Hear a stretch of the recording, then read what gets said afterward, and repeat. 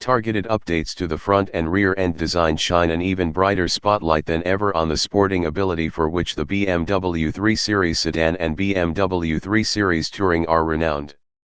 BMW Operating System 8 including the BMW Curved Display brings extra modernity to the interior, and all variants of the new BMW 3 Series now come as standard with an 8-speed Steptronic transmission with gearshift paddles on the steering wheel and a newly designed selector lever. With its elegantly sporty design and agile handling, the BMW 3 Series has provided a reference point for driving pleasure in the premium midsize segment from day one.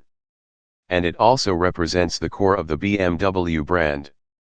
The new edition of the sports sedan, which has enjoyed great success for over 45 years, and the touring model unveiled for the first time 35 years ago will be launched in July 2022. Both models will be produced at BMW Group Plant Munich, while the new BMW 3 Series sedan will also be made at BMW Group Plant San Luis Potosí in Mexico.